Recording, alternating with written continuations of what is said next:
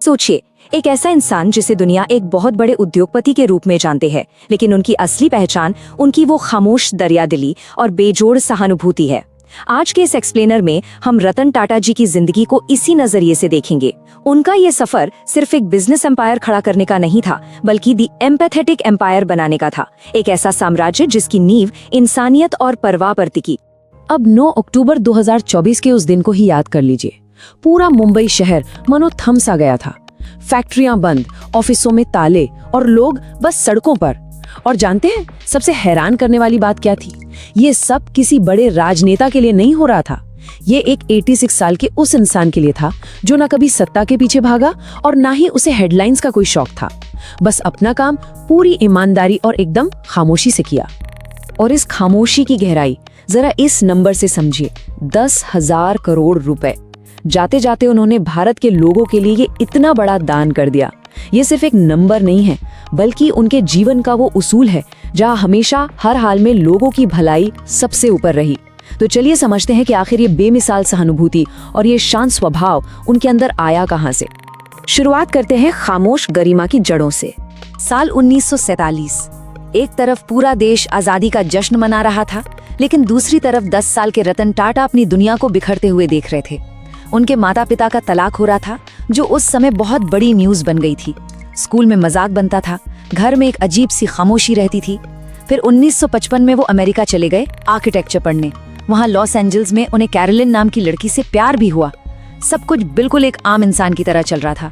लेकिन फिर 1962 में अपनी बीमार दादी के लिए उन्हें भारत लौटना पड़ा। उसी दौरान इंडिया चाइना युद्ध शुरू हो गया और कैरोलिन के माता पिता ने उन्हें भारत भेजने से मना कर दिया। बिना किसी ड्रामे के, बस एक खामोशी के साथ, एक जंग ने दो लोगों के रास्ते हमेशा के लिए बदल दिए।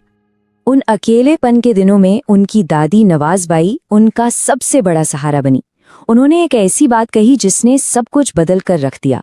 उन्होंने कहा था, लोग बोलेंगे, तुम्हें तोड़ने की कोशिश भी करेंगे, पर तुम कभी झुकना मत, हमेशा इज्जत से जियो।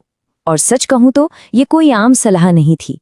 यही वो उसूल था जिसने रतन टाटा के पूरे कॉर्पोरेट करियर को एक बहुत ही शांत लेकिन मजबूत गरिमा दी। और इस गरिमा की पहली झलक हमें 1962 में ही दिख गई। भारत लौटने पर उनके लिए कोई रेड कारपेट नहीं बिछा था। जमशेदपुर में बिना किसी शिकायत के वो एक आम वर्कर की तरह लाइमस्टोन उठाने का काम करते रहे। कोई शॉर्टकट नहीं मांगा। उन्होंने बिना कुछ कहे यह साबित कर दिया कि वो जमीन से जुड़कर काम करने वाले इंसान हैं। अब बढ़ते हैं आगे और देखते हैं कि उन्होंने इतने बड़े टाटा एम्पायर का पुनर्गठन कैसे किया। ये उनके करियर की पहली सबसे बड़ी खामोश जीत थी। नेल्को कंपनी, जो उस वक्त डूब रही थी, मार्केट शेयर सिर्फ 2% था। ऊपर से उस जमाने के लाइसेंस राज की तमाम रुकावटें, पर उन्होंने हार नहीं मानी। पूरे 10 सालों की कड़ी मेहनत, टेक्नोलॉजी को अपग्रेड करना, पुराने लोन चुकाना और आखिरकार उन्होंने इस 2% को 20% तक पहुंचा दिया। है ना कमाल की बात? फिर आता है 1991 का वो ऐतिहासिक साल, जब JRD टाटा ने 95 कंपनियों वाले टाटा ग्रुप की कमान उनके हाथों में सौंप दी। लेकिन ये सफर बिल्कुल भी आसान नहीं था। पुराने लीडर्स जैसे रूसी मोदी उन्हें बस एक कमजोर लड़का और एक कठपुतली समझ रहे थे। बात यहां तक पहुंच गई थी कि बोर्ड रूम के सामने नए चेयरमैन और उनकी टीम को खुलेआम जोकर्स तक कह दिया गया। ये बहुत बड़ा अपमान था। पर उन्होंने इस अपमान का जवाब शोर मचाकर नहीं दिया। ना कोई प्रेस कॉन्फ्रेंस, ना कोई हंगामा। उन्होंने बहुत शांति से बस कुछ कड़े नियम लागू कर दिए।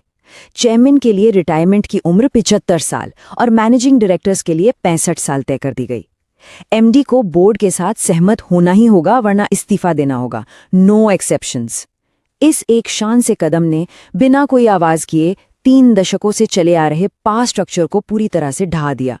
चलिए अब बात करते हैं उनके उस दौर की जिसे हम काव्यात्मक न्याय और सहानुभूति का दौर कह सकते हैं।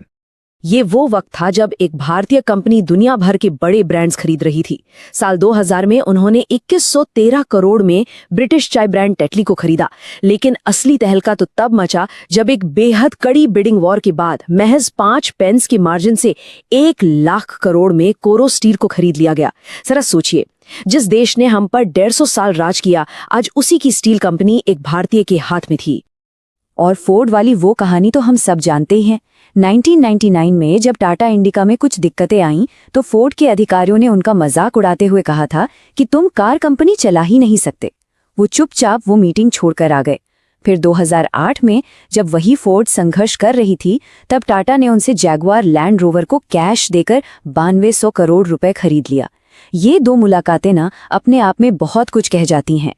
लेकिन इस शानदार वापसी के बाद जो बात सबसे ज्यादा मायने रखती है वो उनका ये उसूल था, असली जेंटलमैन बदला नहीं लेते, वो सिर्फ जीतते हैं। इतनी बड़ी कंपनी खरीदने के बाद भी उनके मुंह से बदले या अहंकार का एक शब्द भी नहीं निकला। यही तो उनकी सबसे बड़ी ताकत थी। और उनका यही एम्पैथेटिक नजरिया उनके सबसे बड़े प्रोजेक्ट में भी साफ दिखा। टाटा नैनो कोई इंजीनियरिंग का दिखावा नहीं था। एक दिन बारिश में हाईवे पर एक परिवार के 4 लोगों को एक ही स्कूटर पर भीगते हुए देखा और वहीं से एक सुरक्षित और सस्ती कार का सपना जन्म लेता है। ये कोई बिजनेस स्ट्रैटेजी नहीं थी, ये सीधे उनके दिल से निकली एक कोशिश थी। इसीलिए उन्होंने एक ऐसी कीमत तय की जो सबको असंभव लग रही थी, 1 लाख रुपए। दुनिया ने इसे पागलपन कहा, खुद इंजीनियर्स ने कहा कि ये तो मुमकिन ही नहीं है, लेकिन उनके लिए एक प्रॉमिस का मतलब प्रॉमिस था। ये मुनाफे का सौदा था ही नहीं, ये तो एक आम परिवार के लिए उनका कमिटमेंट था। हालांकि नैनो का ये सफर आसान नहीं था। पश्चिम बंगाल में राजनीतिक विरोध और प्रदर्शनों की वजह से ये ड्रीम प्रोजेक्ट अटक गया। उन्होंने महीनों तक रास्ता निकालने की कोशिश की, पर जब बात नहीं बनी तो गुजरात के मुख्यमंत्री की तरफ से रातों रात 1100 एकड़ जमीन का ऑफर आया और फिर बिना कोई समय बर्बाद किए पूरी की पूरी फैक्ट्री बहुत ही कम समय में गुजरात शिफ्ट कर दी गई। उनका फोकस हमेशा सिर्फ काम पूरा करने पर था, ना कि फालतू के विवादों में उलझने पर। अब आते हैं उनके जीवन के उस हिस्से पर जिसने उन्हें एक सच्चा केयरटेकर साबित किया। 26 नवंबर 2008, मुंबई के इतिहास की वो सबसे खौफनाक रात। ताजमहल पैलेस होटल, जो टाटा एम्पायर का गौरव था, वहां आतंकी हमला हो गया।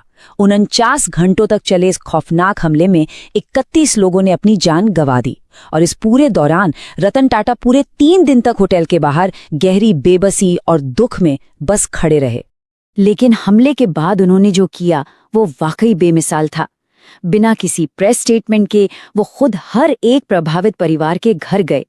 शहीद कर्मचारियों के परिवारों को जीवन भर की सैलरी दी गई, बच्चों की पढ़ाई का पूरा जिम्मा उठाया, सारे पर्सनल लोन माफ कर दिए गए और मेडिकल केयर हमेशा के लिए फ्री कर दी गई। यहाँ तक कि रेलवे वर्कर्स और सड़क पर काम करने वाले वेंडर्स तक भी ये मदद पहुंचाई गई। ये बताता है कि उनकी असली वफादारी हमेशा हमेशा लोगों के लिए थी। अपने अंतिम सालों में भी उनकी वो शांत गरिमा बिल्कुल वैसी ही रही। 75 साल की उम्र में उन्होंने अपने ही बनाए नियम का पालन किया और बिना किसी अपवाद के रिटायरमेंट ले लिया। बाद में जब उनके उत्तराधिकारी साइरस मिस्त्री को पद से हटाया गया और फिर 2022 में एक हादसे में उनकी दुखद मृत्यु हुई, तब भी उन्होंने अपनी वो खामोशी बनाए रखी। कोई फालतू की बयानबाजी नहीं, वो बस अपनी गाड़ी खुद चलाते और नए छोटे एंटरप्रेन्योर्स को गाइड करते रहे। उनकी सादगी का इससे बड़ा सबूत क्या होगा? जरा सोचिए, एक तरफ वो $1 बिलियन एम्पायर के मालिक थे और दूसरी तरफ इंस्टाग्राम पर एक बीमार सड़क के कुत्ते के लिए ब्लड डोनर्स ढूंढ रहे थे। एक अरबपति जो एक बेजुबान जानवर के लिए दुनिया से मदद मांग रहा हो। ये छोटी सी बात हमें बता देती है कि उनके अंदर का इंसान कितना सरल और सच्चा था। तो एक ऐसी दुनिया में जहां लोग अपनी कामयाबी का शोर मचाने के लिए बेताब रहते हैं, वहां कोई इतनी शांत और महान लेगेसी कैसे खड़ी कर सकता है? एक ऐसा इंसान जिसने लाखों लोगों के लिए घर बनाए, करोड़ों की जिंदगियां बदली, लेकिन खुद हमेशा अकेला रहा। उनकी ये कहानी हमें ये सोचने पर मजबूर कर देती है कि असली ताकत और सफलता किसी शोर में नहीं, बल्कि हमारी खामोश इंसानियत और दरिया दिली में बसती है। क्या आपको नहीं लगता?